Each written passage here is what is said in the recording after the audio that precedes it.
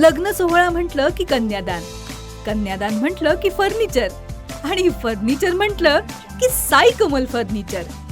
आपल्या बजेटमध्ये लग्नाचे पॅकेज उपलब्ध, तसंच कपाट, showcase, bed, dressing, dining, teapoy, sofa set या वस्तूंनी परिपूर्ण सप्तपदी पॅकेज उपलब्ध.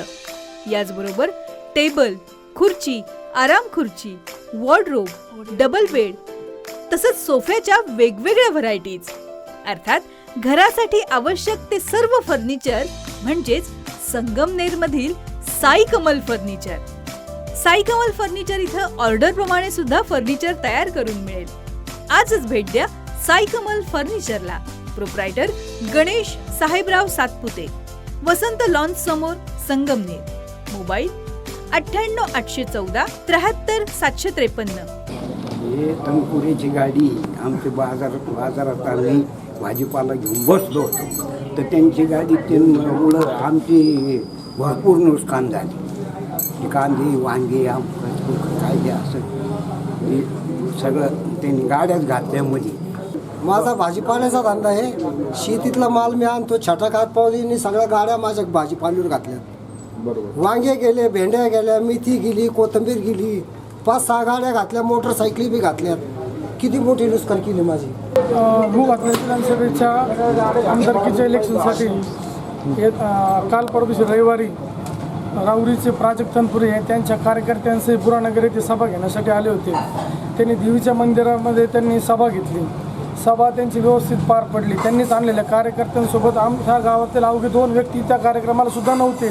त्यांनीच आणलेल्या कार्यकर्त्यांनी त्यांनी सभा घेतली आणि ते पायी चालत बुरानगर गावातून बुरानगरच्या वेशीकडे आले. वेशीमध्ये बुरानगर रविवारी बाजार असतो त्यांना माहिती, तरी पण त्यांनी जाणीवपूर्वक त्यांच्या बुरानगरमधल्या असलेल्या 1-2 लोकांनी बुरानगरच्या बाजारामध्ये गाड्या घालून शेतकऱ्यांचं खूप मोठं नुकसान केलं. तरी शेतकऱ्यांनी सहनशीलता बाळगून त्यांना एकही शब्द बोलले नाही. कारण का हे वातावरण इलेक्शनचं आहे, त्याच्यामुळे त्यांना कोणी बोललं नाही. पण त्यांनी जाता जाता त्यांनीच घोषणा दिल्या की तुम्ही घाटाखाली या, आम्ही तुमच्याकडे बघतो वगैरे. पण तरी त्यांना कोणी या ठिकाणी प्रत्यक्षदर्शी पोलीससुद्धा होते आणि सर्व समस्त गावकरी, बाजार सर्व लोक होते. जर अशी काही घटना झाली असती तर पोलिसांनी त्याची नोंद केली असती, पण अशी घटना घडली नाही. पण त्यांनी जाणीवपूर्वक दुसऱ्या दिवशी काहीतरी भावनिक राजकारण करायचं, आपल्या स्वतःचा पराभव हा समोर दिसतो डोळ्यासमोर म्हणून काहीतरी कडले साहेबांना जाणीवपूर्वक बदनाम करायचं. बुरानगरमध्ये येऊनच अशी घटना का घडली असं त्यांनी त्याच वेळेस त्यांनी का नाही लगेच पत्रकार परिषद घेतली. संध्याकाळी 7 वाजता जर घटना घडली होती तर त्यांनी 7-7:30ला का नाही पत्रकार परिषद घेतली, का नाही पोलीस स्टेशनला फोन केले, का नाही SP साहेबांना फोन केले. तुम्ही तर स्वतः आता विद्यमान आमदार आहेत ना. पण जाणीवपूर्वक काहीतरी अफवा पसरवायच्या, काहीतरी अफवेतून भावनिक राजकारण करून काहीतरी मतांसाठी रडायचं. आता साधारण CRPFच्या महिलांना स्वतः आमदार फोन करतो की तुम्ही प्रचार करू नका, तुम्ही कडले साहेबाला मतदान करू नका. एवढं खालच्या स्तराचं राजकारण तुम्ही करता हे आमच्या सारख्यांना कुठंतरी पटत नाही. आणि दुसरं म्हणजे प्राजक्त तनपुरे 5 वर्षांनी आमच्या गावात उगवलं आहे. तो काय आज नाही आला, तो 5 वर्षांनी उगवला आहे. एक गावातलं एक साधं काम दाखवा. तुम्ही मतं मागायला एक तरी काम दाखवा ना. पण केवळ हे तुमचं भूलथापांचं राजकारण चालणार नाही, भावनिक राजकारण चालणार नाही. तुमचा पराभव दिसतो म्हणून तुम्ही या सर्व गोष्टी करवले असं आमचं समस्त गावकऱ्यांचं म्हणणं आहे. कातरवाडीवरून भाजीपाला घेऊन विकायला आलो होतो बुरानगरला. रविवारी बाजार भरतो. बाजार भरायच्या वेळेस त्यांची रॅली देवीच्या मंदिरापासून सरळ आतून बाजारात आली. बाजारात आल्यानंतर त्यांचे आरडाओरड आणि घोषणाबाजी चालू होती. घोषणाबाजी झाल्यानंतर त्यांच्या मागे 4-5 गाड्या होत्या. त्या गाड्या त्यांनी बाजारातून घातल्या. बाजारातून घातल्यानंतर त्यांनी भाजीपालाचा विचार न करता माझ्या भाजीपालाची नुकसान केली. मेथी, कोथिंबीर, टमाटे, वांगे यांची नुकसान केली. ती नुकसान भरपाई कोण देणार हा प्रश्न निर्माण होतो. त्यांनी हे करायला नव्हतं पाहिजे. मी स्वतः पायाने अपंग आहे. मी काय 2 नंबर धंदा करीत नाही. मी स्वतः शेती करतो आणि भाजीपाला मार्केटला विकायला नेतो. रविवारी प्राजक्त तनपुरे यांची गावामध्ये प्रचार फेरी आली. प्रचार फेरी आल्यानंतर त्यांनी गावामध्ये अंबिका मंगल कार्यालयामध्ये त्यांची सभा झाली. सभेनंतर त्यांनी आमच्या गावामध्ये आठवडे बाजार भरतो रविवारचा. रविवारी त्यांनी ती रॅली बाजारामध्ये घातली. त्यानंतर शेतकऱ्यांचे त्यामध्ये मोठ्या प्रमाणात नुकसान झाले. विविध मालांचं नुकसान झालं. शेतकऱ्यांची धावपळ झाली. त्यानंतर त्यांचे कार्यकर्ते असणारे एकमेकांच्या काळात बळच पंच टाकायला लागले, बळच आरडाओरडा करायला लागले. त्या ठिकाणी आमच्या कार्यकर्त्यांवर की आमचे पंचे काढून आमच्या गाडी टाकले असे खोटे नाटे आरोप करायला लागले. यात फक्त एकच दिसून येतं का तनपुरेंना सांगायचं की राजकारण हे राजकीय दृष्टीनेच करायचं आहे. यात खोटेनाटे आरोप करून कुठल्याही प्रकारे हे तरुण पिढीवर असे खोटेनाटे आरोप करून भावनिक मुद्दा करून आपण प्रचार फेरी अशी करायची नाही आणि आपण या ठिकाणी तो मुद्दा करून जे असेल ते राजकीय दृष्टीनेच करायचं आहे. असे खोटेनाटे आरोप करून कुठल्याही प्रकारे आपण काही करू शकत नाही. तुम्हाला तुमचा पराभव हा दिसून येत आहे, त्यामुळे तुम्ही हे खोटेनाटे आरोप करतात. यात मुद्दा नाही आहे. प्राजक्त तनपुरे साहेब, तुम्ही राजकारण हे राजकीय दृष्टीनेच करा, मग बघा काय होतंय.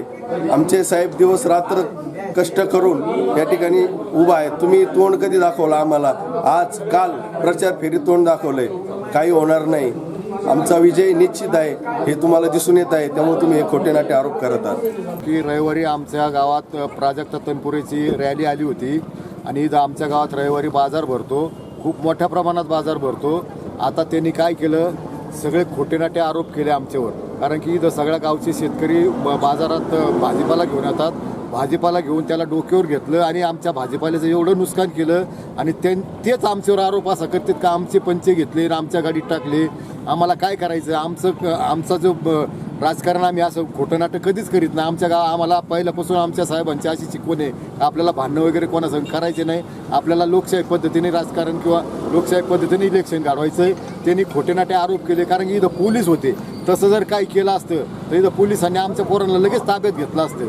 आणि हे सगळं आमचं इथं सगळं काही वेगळं वातावरण त्यांनी तयार केलं आणि आमच्यावर खोटेनाटे आरोप केले. त्यांनी आमच्या भाजीपाल्याचं शेतकऱ्यांचं नुकसान केलं.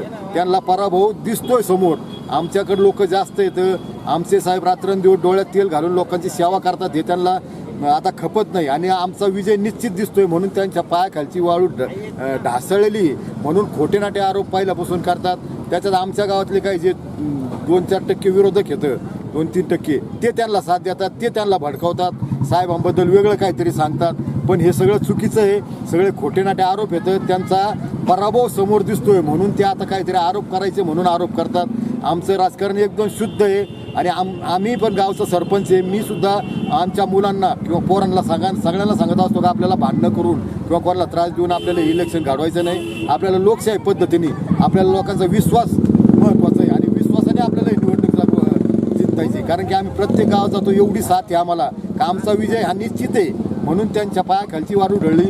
आणि आम्ही जर त्यांचे पंचे किंवा त्यांना गाडीतून ते म्हणतात आमच्या ड्रायव्हरला गाडीतून ओरडलं, तर इथं पोलीस होते ना समोर, त्या पोलिसांनी आमच्या पोरांना अटक केली असतील लगेच. पण तसा काहीही प्रकार घडला नाही आणि हे खोटेनाटे आरोप करतात. त्यांचा पराभव समोर त्यांच्या दिसतोय म्हणून हे खोटेनाटे आरोप करतात. एवढे बोलून माझे 2 शब्द संपवतो. दादा, अरे 7 दिवसावर आले लग्न, सगळी तयारी झाली, पण फर्निचरचं काय? गृहवस्तू भांडार 10 ठिकाणी फिरण्यापेक्षा आपल्याला हव्या असलेल्या वस्तूंच्या हजारो व्हरायटीज एकाच ठिकाणी पाहायला मिळतात, फक्त गृहवस्तू भांडार मध्ये.